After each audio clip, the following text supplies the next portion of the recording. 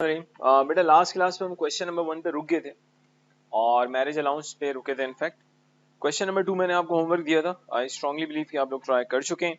इसको अटेम्प्ट करते हैं, कुछ नई चीजें सीखते हैं और फिर स्लोली एंड ग्रेजुअली आगे बढ़ते हैं। Let's see what to do in question number 2। ठीक है जी, क्वेश्चन नंबर 2 की अगर हम बात करते हैं, एम्प्लॉयमेंट इनकम है जी 1,37,500, डिविडेंड इनकम और इंटरेस्ट इनकम है 22,500, डिविडेंड इनकम है 17,000। हमें इनकम टैक्स निकालना है।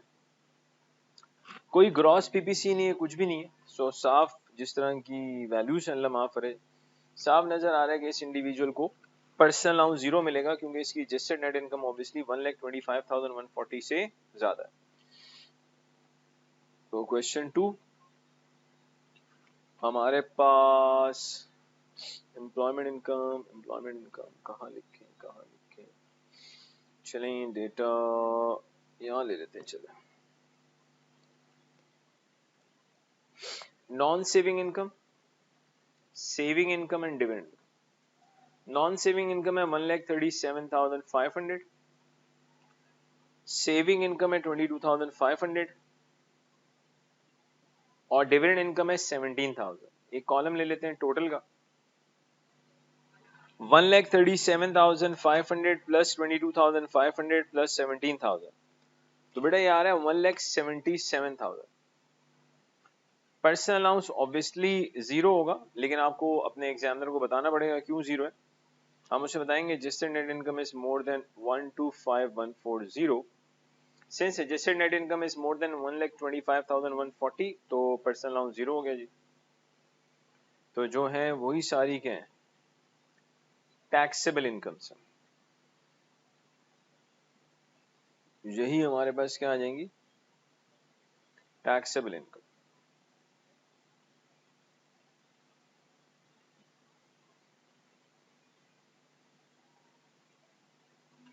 कोई क्वेश्चन में पीपीसी नहीं है, कुछ भी नहीं है।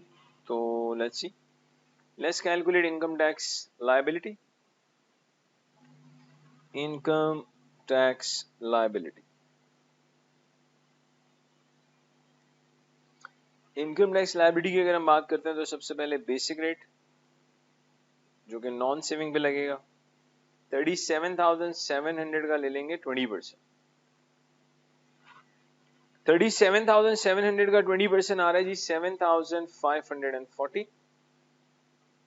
हायर रेट नॉन सेविंग, बेटा 1,37,500 में से आप माइनस करोगे 37,700 तो ये हमारे पास आता है 99,800। इसका ले लेंगे 40% विच इज 39920। ओके, अब हायर रेट बैंड जो है 1,50,000 पे खत्म हो जाता है, number 1 and number 2। Non saving income जो 1,37,500 है उसको कंप्लीट हम टैक्स कर चुके हैं। अब हम सेविंग इनकम की तरफ जाएंगे, लेकिन प्लीज सुनिएगा। Look at this amount 1,77,000। By looking at 1,77,000 taxable income, साफ नजर आ रहा है कि ये इंडिविजुअल एक एडिशनल रेट टैक्स पेयर है। और जो भी एडिशनल रेट टैक्स पेयर होता है उसे सेविंग इनकम में कोई निल रेट बैंड नहीं मिलता। जो भी एडिशनल रेट टैक्स पेयर होता है उसे सेविंग इनकम में कोई भी निल रेट बैंड नहीं मिलता। तो कोई निल रेट बैंड नहीं मिलेगा। हायर रेट सेविंग इनकम, तो बेटा आपका हायर रेट बैंड का बैंड 1,50,000 पे खत्म हो रहा है। आप 1,37,500 यूज कर चुके हैं, तो आई एम लेफ्ट विद 12,500। 12,500 का 40%, 12,500 का 40%, इट इज 5,000।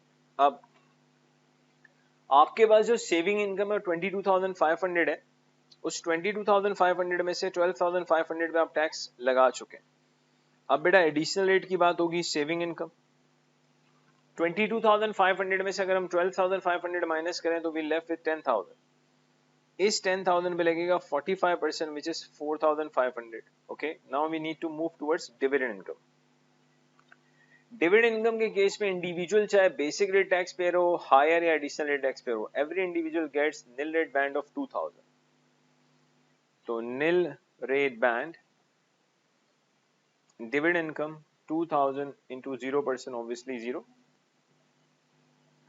17,000 की डिविडेंड इनकम में से 2000 नील रेट बैंड में आ गया, 17 में से 2 माइनस करें 15 आएगा additional rate. Additional rate dividend income, dividend income में जो एडिशनल रेट है वो 38.1% है। 15,000 into this 5714। तो बेटा इन सबको ऐड करें, आपके पास इनकम टैक्स लायबिलिटी आएगा। आपको कंप्लीट लिखना है, आपको एब्रीवेशन यूज नहीं करनी। 7540 प्लस 39920 प्लस 5000 प्लस 4500 प्लस 5715। तो इनकम टैक्स लायबिलिटी हमारे पास आ रही है 62,675। Let me check once again. 7540 plus 39920 plus 5000 plus 4500 plus 5715। तो हमारे पास इनकम टैक्स लायबिलिटी आ रही है 62,675। आई स्ट्रांगली बिलीव कि आपके पास भी कुछ ऐसा ही आंसर आया होगा। मैरिज अलाउंस पे पहले भी बातें हुई हैं जी, दोबारा देख लेते हैं मैरिज अलाउंस को, प्लीज सुन लें। हस्बैंड एंड वाइफ में से जिसकी इनकम इतनी कम हो कि वो अपना पर्सनल अलाउंस कंप्लीटली यूटिलाइज ना कर सके, तो वो दूसरे पार्टनर को बेसिकली 1260 का मैरिज अलाउंस ट्रांसफर कर सकता है। एग्जैक्टली 1260 करना है, ना उससे कम ना उससे ज्यादा। लेकिन मैरिज अलाउंस क्लेम करने के लिए हस्बैंड एंड वाइफ दोनों का बेसिक रेट टैक्स पेयर होना लाजमी है। Kevin and Jody are married couple. Kevin is employed, उसकी सैलरी 35,000 पर एनम है। Jody spends most of her time looking after 2 children, but they are 2 children but works on a Saturday। Earning as इसकी 6,000। Obviously Jordi को चाहिए कि वो Kevin को अपना personal allowance 1260 transfer करे। They do not have any other income। Jordi makes an election to transfer the marriage allowance to Kevin। हमें Kevin and Jordi की इनकम टैक्स लायबिलिटी निकालनी है। ऑब्वियसली जॉडी की बात करेंगे तो उसकी इनकम टैक्स लायबिलिटी 0 होगी, क्योंकि 6,000 में से पर्सनल अलाउंस 6 का माइनस करेंगे 0। फिर भी मैं आपको दिखा देता हूँ, देखिएगा, ताकि ये जो क्वेश्चन 5 है टेंशन ना हो आपको। केविन जॉडी, केविन की एम्प्लॉयमेंट इनकम है 35,000, जॉडी 6, पर्सनल अलाउंस 12570, यहाँ लेंगे 6,000, ये लेंगे 35,000 में से आप माइनस करेंगे 12570, यू विल गेट 22,430। ये होगी टैक्सेबल इनकम। ओके, ये आ गई taxable income. You need to calculate income tax liability।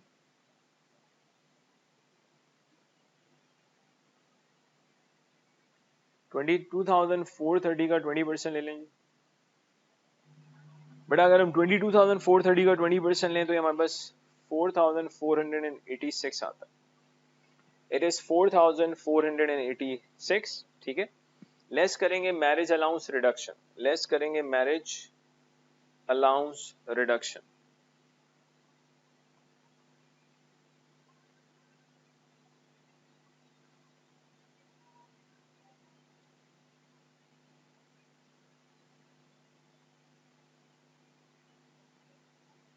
One 260 का 20% विच इज 252।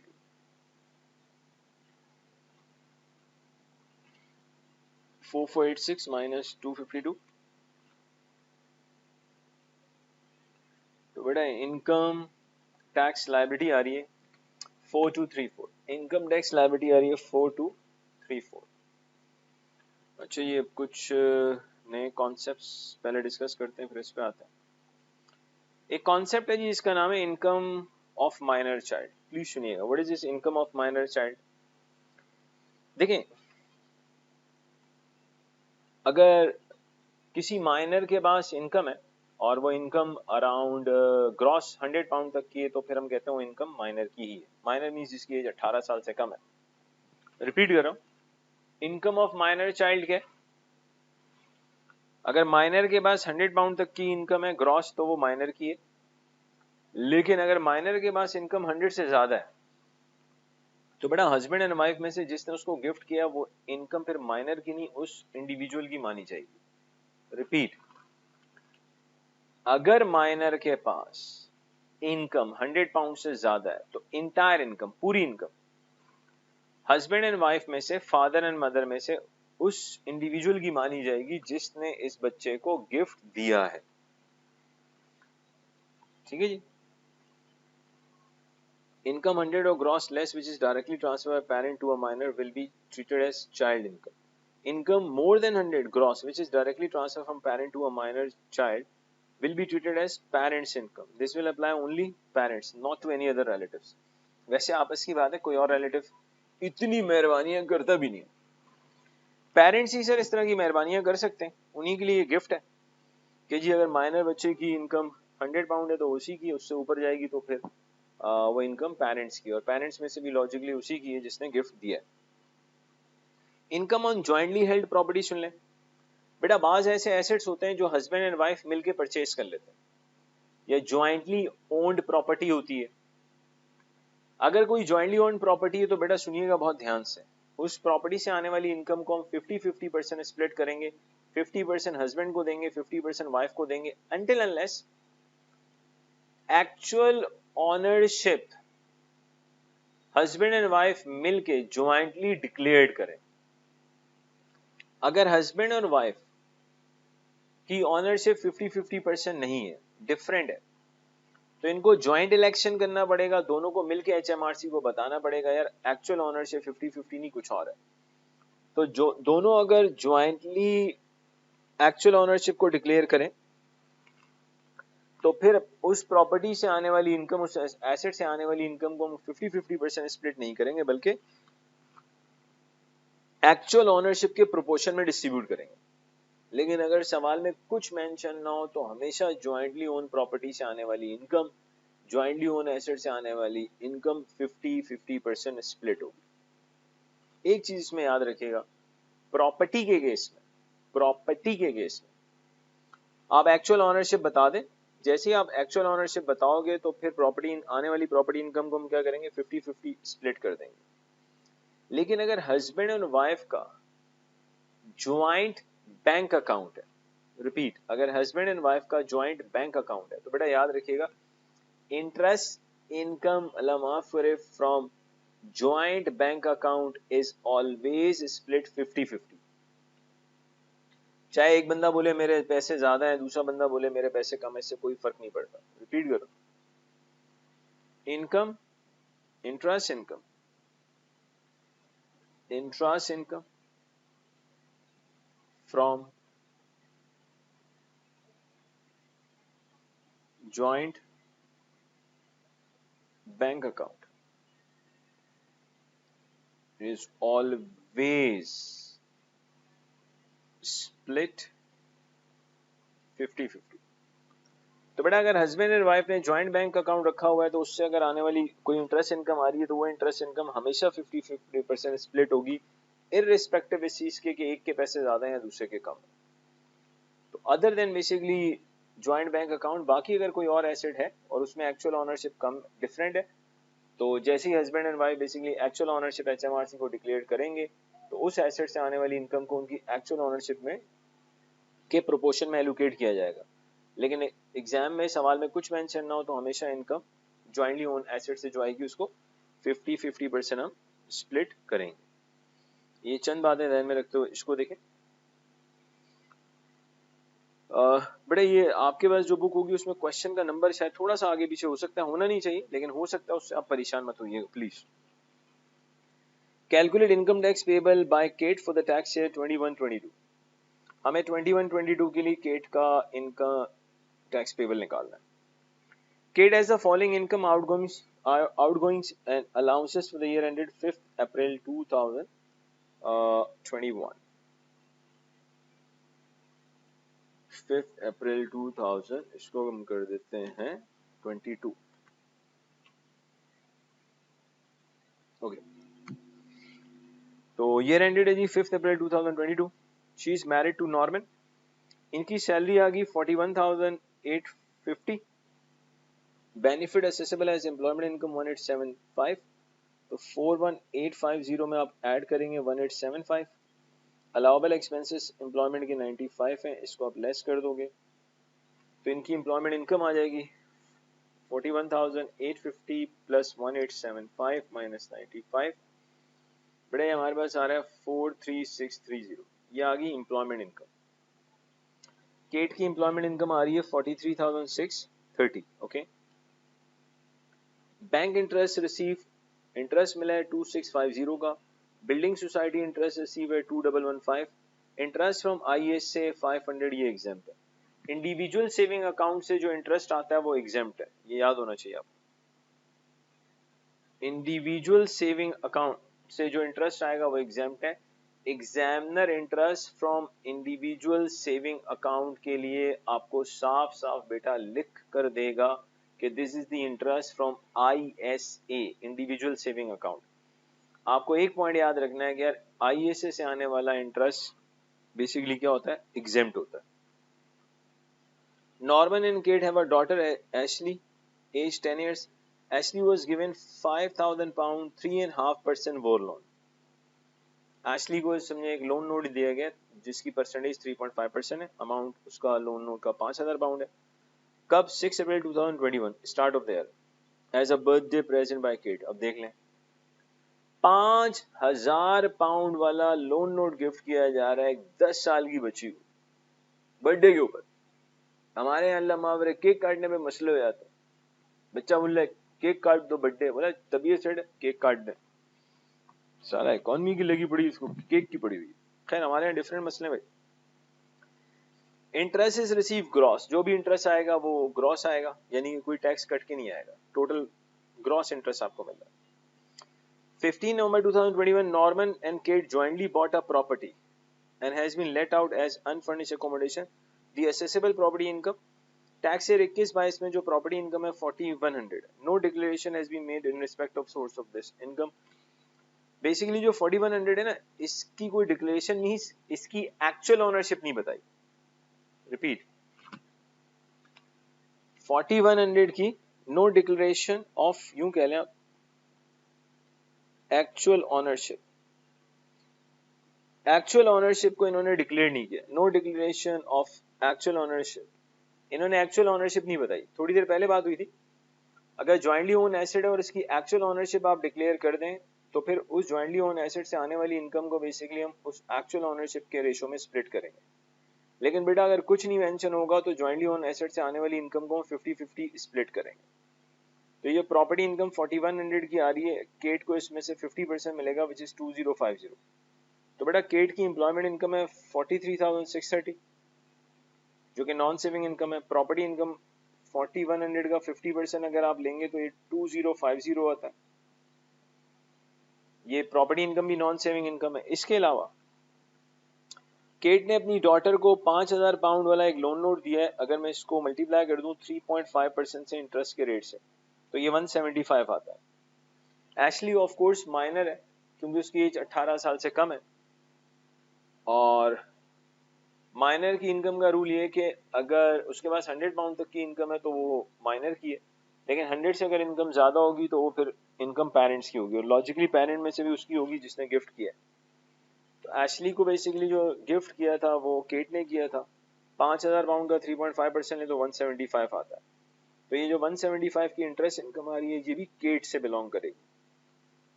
तो बेटा अगर हम यहाँ पे कहाँ सॉल्व करें, यहाँ ले लेते हैं non saving, saving income and total. बेटा आप लोग थोड़ा तरीके से सॉल्व कर लीजिएगा। सैलरी है 41,850, इसमें असेसेबल बेनिफिट 1875 ऐड करेंगे, 95 माइनस करेंगे, तो आपके पास मैं डायरेक्टली लिख रहा हूँ to save the time. Employment income आ जाएगी 43,630।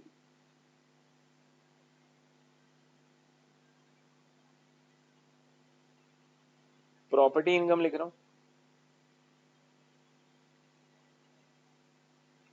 4100 का 50% 2050। अब बेटा इंटरेस्ट इनकम ले लेते हैं। बैंक से इंटरेस्ट आ रहा है 2650,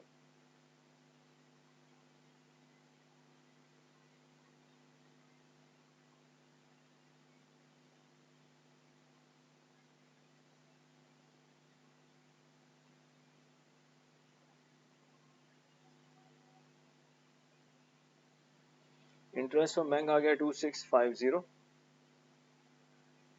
interest from building society interest 2115.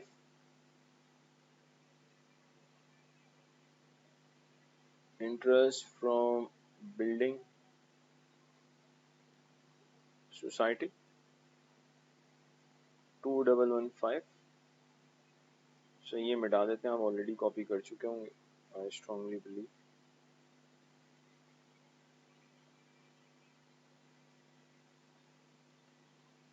Okay. Interest from आईए से एग्जाम्प्ट है ये आपको, लेकिन एग्जामिनर को बताना पड़ेगा. इंटरेस्ट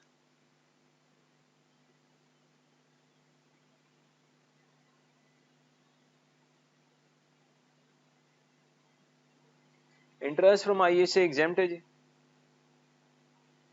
मजीद अगर हम बात करें तो क्या बात करें. अच्छा जी, अब बेटा इसको देखें. केट ने बेसिकली एशली को अपनी 10 इयर्स की जो डॉटर है उसे 3.5% एक वॉल लोन दिया था जिसका इंटरेस्ट 175 बनता है. सिंस आने वाली इनकम 100 से ज्यादा है तो पूरी इनकम केट से बिलोंग करेगी. 3.5% वॉल लोन का इंटरेस्ट है 175. जी मेरे ख्याल से और कुछ भी नहीं है.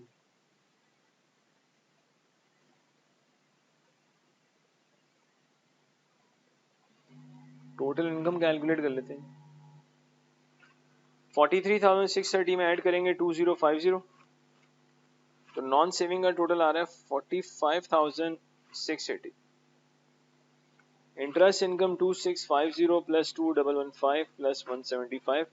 इंटरेस्ट इनकम का टोटल अल्लाह माफ करे आ रहा है 4940 45680. तो ये आ रहा है 50,620.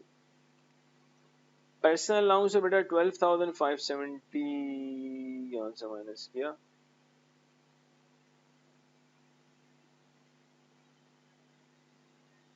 आपके पास टैक्सेबल इनकम आ जाएगी. You will get the taxable income. 45,680 में से माइनस करो 12,570. टैक्सेबल इनकम आ रही है 33,110.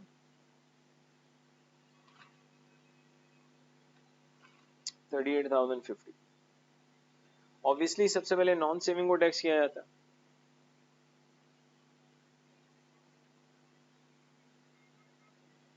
और सारी की सारी non saving basically basic rate band में फॉल कर रही है. बेसिक रेट नॉन सेविंग 33,110 का 20% ले लें. 33,110 का 20% लें. 6,622. Now listen and listen carefully. अब हमें बेसिकली सेविंग इनकम की तरफ जाना है, लेकिन सेविंग इनकम को टैक्स करने से पहले हमें ये देखना पड़ेगा ये जो इंडिविजुअल है इसका टैक्स पेइंग स्टेटस क्या है. इसको देखें 38,050 को. बाय लुकिंग एट 38,050 हम कह सकते हैं ये इंडिविजुअल एक हाई रेट टैक्स पेयर है, क्योंकि टैक्सेबल इनकम का जो टोटल है वो 37,700 से ज्यादा है. हर वो इंडिविजुअल जो हाई रेट टैक्स पेयर होता है उसको 500 का निल रेट बैंड मिलता है सेविंग इनकम में. तो हम लिखेंगे nil rate band saving income. 500 into 0% is obviously 0. Now, अब बेटा हमने ये चेक करना है कि बेसिक रेट बैंड में कितनी जगह कितनी स्पेस बाकी है. हमारा बेसिक रेट बैंड की लिमिट है 37,700, जिसमें से सबसे पहले हमने 33,110 यूज किया, फिर हमने 500 यूज किया. अगर हम 37,700 में से माइनस करें 33,110 माइनस करें 500 तो ये आता है 4090. तो आज भी बेसिकली बेसिक रेट बैंड में 4090 की स्पेस बाकी है. इस पे लग जाएगा 20% which is 818. अब बेटा चेक करते हैं हाई रेट बैंड में कितनी सेविंग इनकम आएगी. सिर्फ कैलकुलेटर यूज करें. आपके पास सेविंग इनकम है 4940, इसमें से मैंने माइनस किया 500 फिर माइनस किया 4090, तो मेरे पास जो सेविंग इनकम बचती है दैट इज 350. इस 350 के ऊपर बेसिकली हम 40% लगा देंगे. इस पे अगर मैं 40% लगाता हूँ तो आई एम गेटिंग 140. तो बेटा इन सबको ऐड करें, you will get income tax liability just a minute. 6622 818 बड़ा इनकम टैक्स लायबिलिटी आ रही है 7580. This is your income tax liability.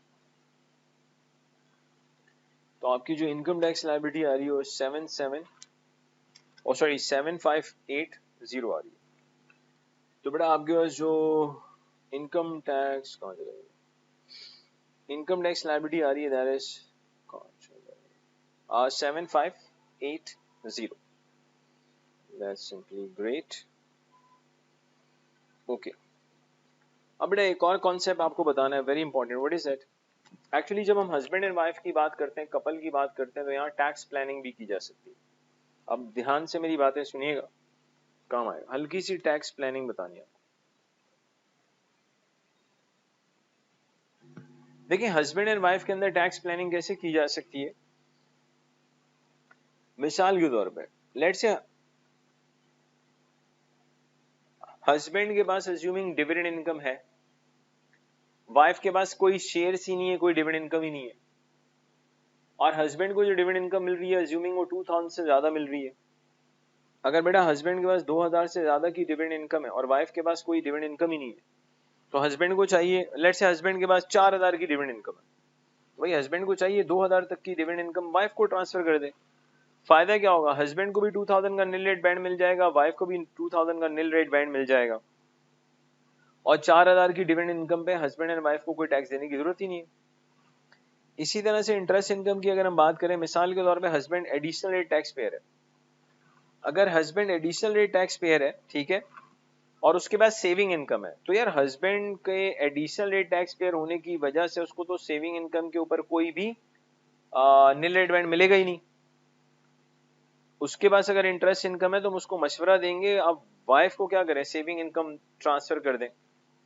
फायदा क्या होगा, अगर wife higher rate tax payer है तो 500 का निल रेट बैंड मिल जाएगा, वाइफ अगर बेसिक रेट टैक्स पेयर है तो 1000 का क्या मिल जाएगा, निल रेट बैंड मिल जाएगा. तो सिंपली हस्बैंड एंड वाइफ में ना ये डिविडेंड इनकम को लेके, इंटरेस्ट इनकम को लेके टैक्स प्लानिंग की जा सकती है. वो तो ऑब्वियसली आप क्वेश्चन को देख के टैक्स प्लानिंग करेंगे, लेकिन खुदा के लिए जो हस्बैंड एंड वाइफ में टैक्स प्लानिंग हो सकती है ये सिर्फ डिविडेंड इनकम और सेविंग इनकम में. आप एम्प्लॉयमेंट इनकम तो जाहिर सी बात है ट्रांसफर नहीं कर सकते, इलॉजिकल बात है. सेविंग इनकम और डिविडेंड इनकम सवाल को देख के आप डिस्कस कर सकते हैं कौन किसको ट्रांसफर करे. इस क्वेश्चन को देखें, अगेन मैंने कहा कि क्वेश्चन का नंबर शायद आपकी बुक में आगे पीछे हो सकता है, पर look at the question. Stan and Jia are married couple for the tax year 21-20. क्या बकवास है, एक टैक्स ईयर नहीं, मतलब एक टैक्स ईयर की इंफॉर्मेशन दे रहे हैं. They expect to have the following income. Stan की एम्प्लॉयमेंट इनकम है जी 1,70,000, saving income 2000. Look at this बेटा, स्टैन की जो 1,70,000 की एम्प्लॉयमेंट इनकम है तो ये तो एडिशनल रेट टैक्स पेयर हुआ, और एडिशनल रेट टैक्स पेयर को तो बेसिकली क्या नहीं मिलता, कोई निल रेट बैंड मिलता ही नहीं. तो पहली फुर्सत में स्टैन को हम ये मशवरा देंगे कि भाई आप अपनी सेविंग इनकम उठा के अपनी वाइफ को दे दें. Dividend income 0. जीए की एम्प्लॉयमेंट इनकम 20,000 है, सेविंग इनकम है ही नहीं, और डिविडेंड इनकम 3000 है. अब ये जो इनकी वाइफ है जिया, इनकी डिविडेंड इनकम 3000 है. इनको चाहिए 1000 तक की डिविडेंड इनकम हस्बैंड को ट्रांसफर कर दे, क्योंकि जिया को 3000 में से 2000 पे तो निल रेट, 2000 की डिविडेंड इनकम पे निल रेट बैंड मिल जाएगा. इनको चाहिए 1000 उठा के किसको दे दें, हस्बैंड को, ताकि उनको भी निल रेट बैंड मिल जाए. तो पूरे 3000 की डिविडेंड इनकम पे कपल को टैक्स नहीं देना पड़ेगा. स्टैन को हम ये मशवरा देंगे कि भाई आप 2000 उठा के सेविंग इनकम का अपनी वाइफ को ट्रांसफर कर दें. फायदा ये होगा कि आपकी वाइफ जो है ना, उसको एक तो 1000 का निल रेट बैंड मिलेगा क्योंकि आपकी wife basic rate tax payer है, और आप अगर ऐसा नहीं करोगे तो स्टैन को 45% टैक्स देना पड़ेगा क्योंकि एक एडिशनल रेट टैक्स पेयर है. और वाइफ का एक और बेनिफिट ये कि 1000 के निल रेट बैंड के अलावा वो एक बेसिक रेट टैक्स पेयर है, तो रिमेनिंग 1000 पे सिर्फ 20% लगेगा. अब जरा इसको पढ़ते हैं. Advise a couple of any beneficial tax planning measure they could make to minimize their combined income tax liabilities. Please देखिएगा, इफ क्वेश्चन नंबर 7 बता रहा हूं. If Stan does not transfer saving income to Jia, then income tax on saving income जो होगा वो 2000 का 45%, which is 900. ठीक है जी. In case of transferring saving income 2000 to Jia, जो इनकम टैक्स होगा ना, एक तो बेटा 1000 का नील रेट बैंड मिलेगा और बाकी 1000 के ऊपर 20% लगेगा. क्यों 20? क्योंकि जिया बेसिक रेट टैक्स पे रहा है, तो टैक्स 200 का आएगा. Now listen carefully. स्टैन अगर ट्रांसफर नहीं करता तो Stan will end up by paying 900. Transfer करेगा तो Zia will pay 200. It means couple tax planning करके 700 सेव कर सकता है. So tax therefore tax saving जो होगी वो 900 माइनस 200 कितने की होगी? 700. मैं रिपीट कर रहा हूं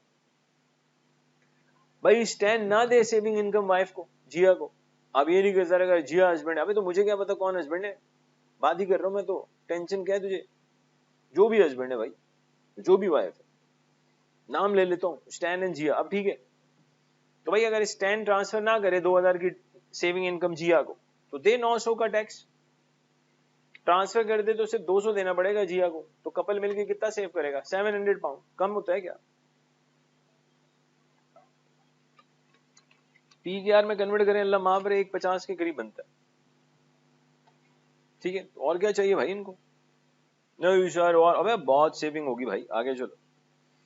अब आ जाओ बेटा जिया. जिया के पास 3000 की डिविडेंड इनकम है. अगर जिया डिविडेंड इनकम ट्रांसफर नहीं करेंगी तो क्या होगा? If Jia does not transfer dividend income, तो बेटा इनकम टैक्स कितना होगा? देखिएगा इनकम टैक्स कितना होगा. 3000 की डिविडेंड इनकम है, 2000 पे नील रेट बैंड मिलेगा, बाकी जिया बेसिक रेट टैक्स पे है 1000 का 7.5%, 75 का टैक्स देना पड़ेगा.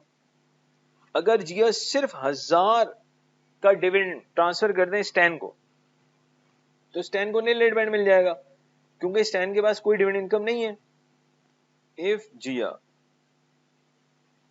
just transfer 1000 dividend income to Stan,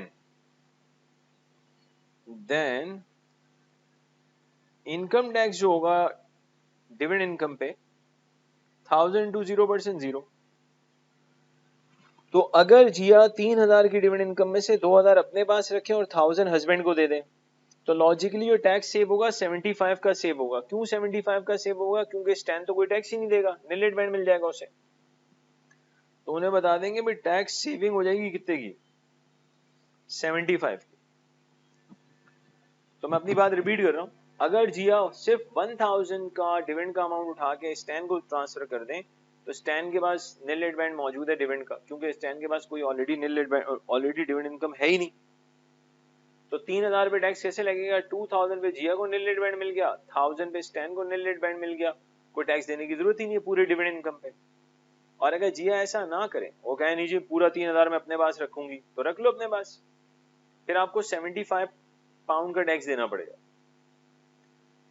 लेकिन 1000 पाउंड सिर्फ अपने हस्बैंड को ट्रांसफर करने के चक्कर में कपल मिलके 75 सेव कर लेगा डिविडेंड इनकम पे, और सेविंग इनकम पे कपल सेव कर रहा था 700 का.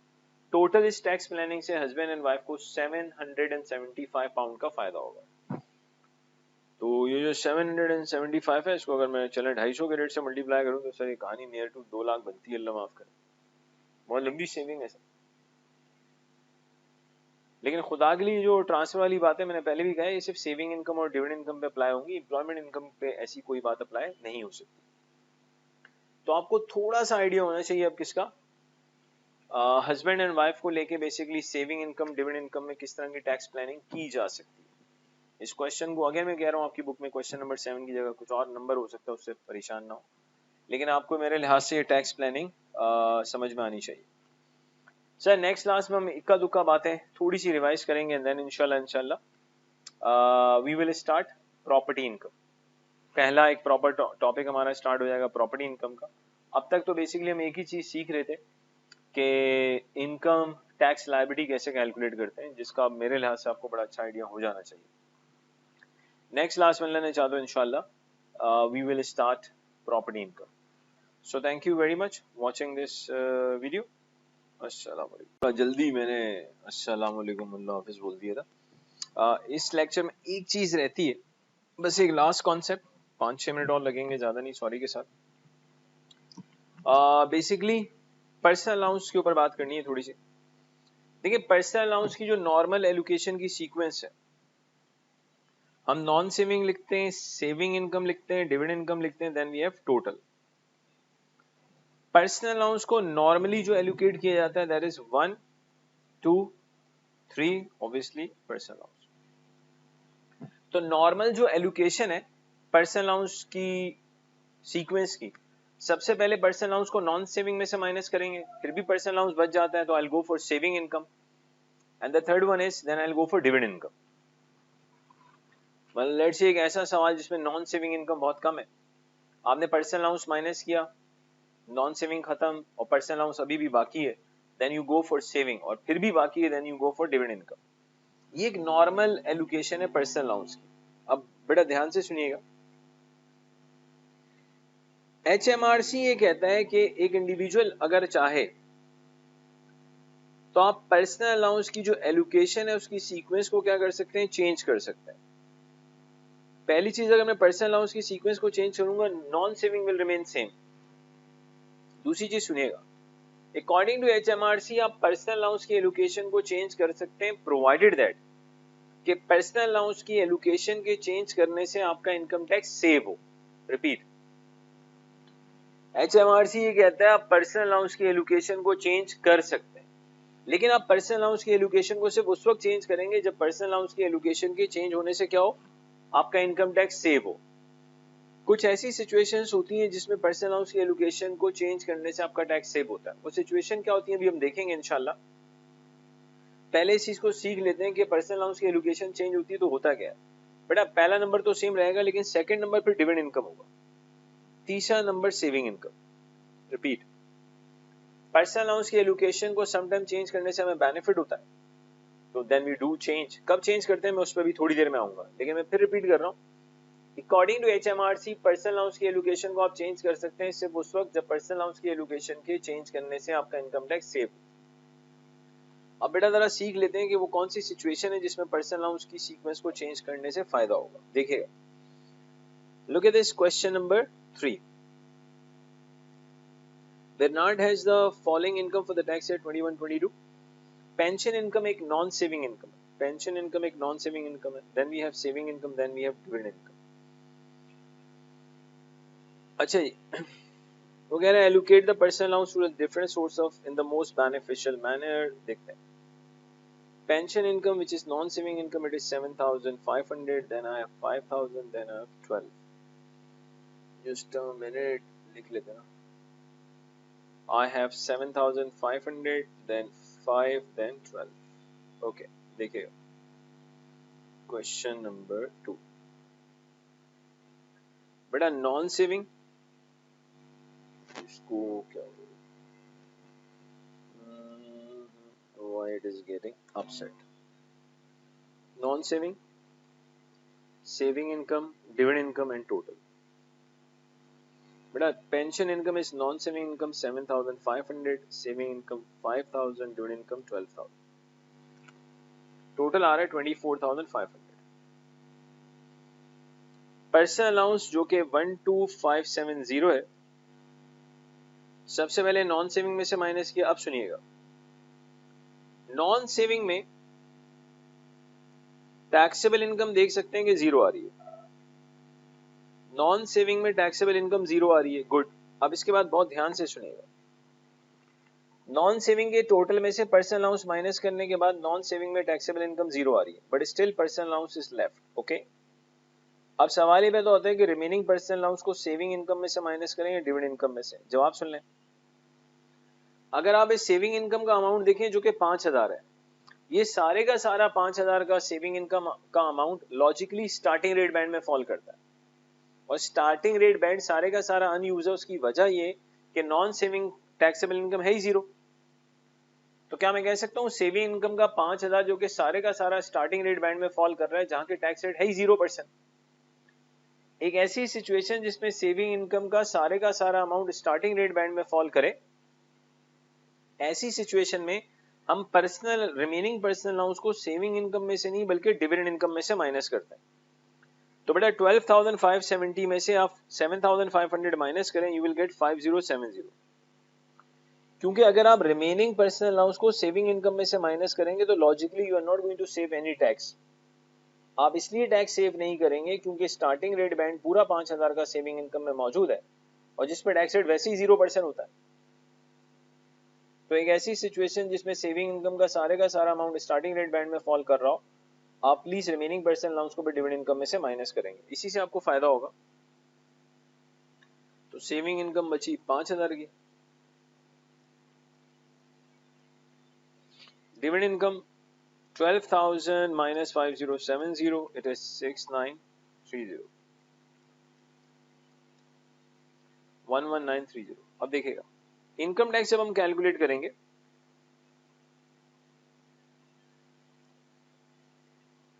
तो starting rate band saving income इस 5,000 पे लगा देंगे 0%, तो 0।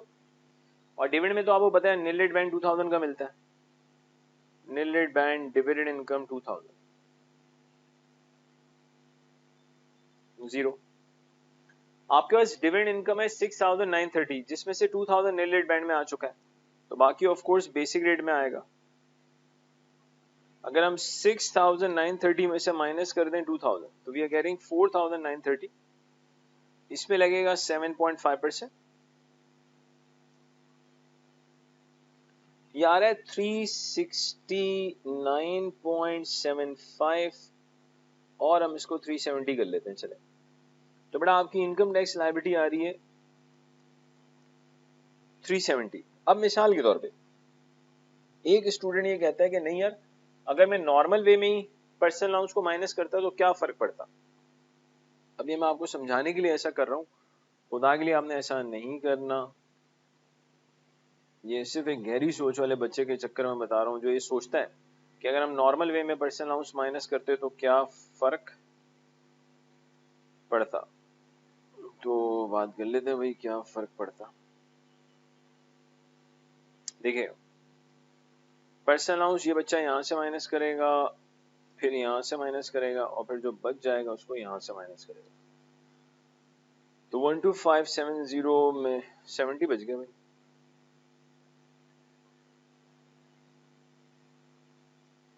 जीरो जीरो डिविडेंड इनकम बचेगी खाली।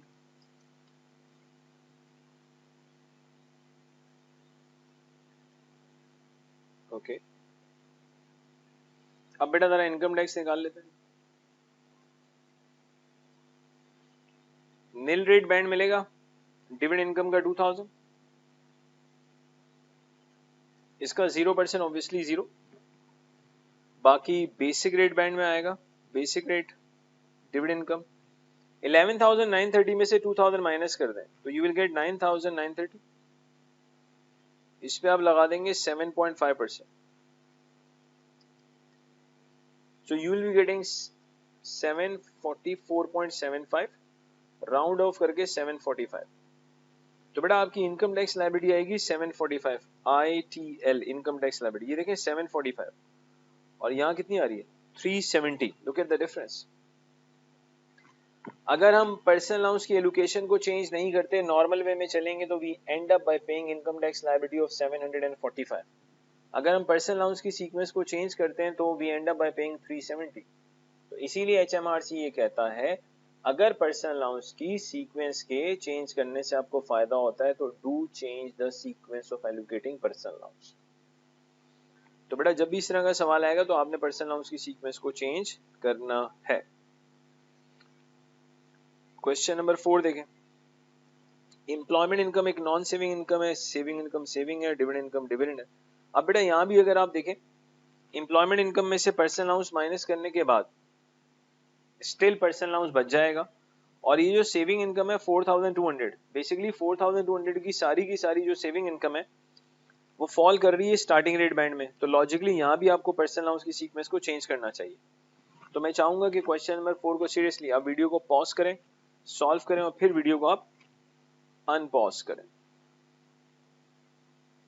लेकिन आप इसको खुद अटेम्प्ट जरूर करें। Question number 4, non saving 6800, saving income ये है और डिविडेंड इनकम टोटल कर लेते हैं 23,000। पर्सनल अलाउंस बेटा 6800 यहां से माइनस करेंगे, ये हो गया 0। Remaining personal allowance I strongly believe आपने डिविडेंड इनकम में से माइनस किया होगा, 12570 माइनस 6800, ये बचा 5770, 12570।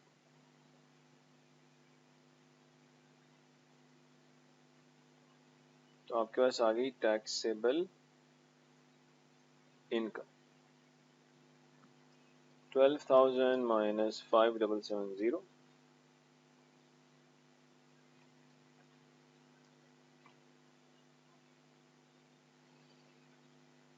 ये सारी की सारी saving income starting rate band में फॉल करती है, पूरा स्टार्टिंग रेट बैंड मौजूद है क्योंकि नॉन सेविंग की टैक्सेबल इनकम 0 है।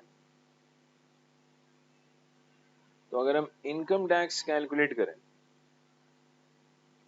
Starting rate band, saving income 4200 का 0% is obviously 0। Dividend income, dividend income में बेटा आपको नील रेट बैंड मिलेगा, चले मैंने अंदर लिख दिया नील रेट बैंड को, मसला नहीं है, इसका 0% इज 0। 6230 में से 2000 माइनस कर दें तो बेसिक रेट डिविडेंड इनकम 4230। 6230 में से 2000 माइनस किया तो आई गेट 4230, इसका 7.5%। ये आ रहा है 317.25, तो 0.25 चले इग्नोर कर देते हैं। तो आपकी इनकम टैक्स लायबिलिटी होगी 370। तो बेटा आपकी इनकम टैक्स लायबिलिटी आती है 370। दैट्स ग्रेट जी। अब बेटा अल्लाह ने चाहा तो इंशाल्लाह नेक्स्ट क्लास में हम प्रॉपर्टी इनकम स्टार्ट करेंगे। अब मुझे कहना चाहिए आपको thank you very much watching this video, क्योंकि मैंने थोड़ा पहले आपसे कह दिया। चले इंसान है, हो जाता है, कोई मसला नहीं। तो बेटा प्रॉपर रजिस्टर मेंटेन रखना है, एक ही चीज नोट करनी है। सो thank you very much, have a nice day, I would say have a nice life.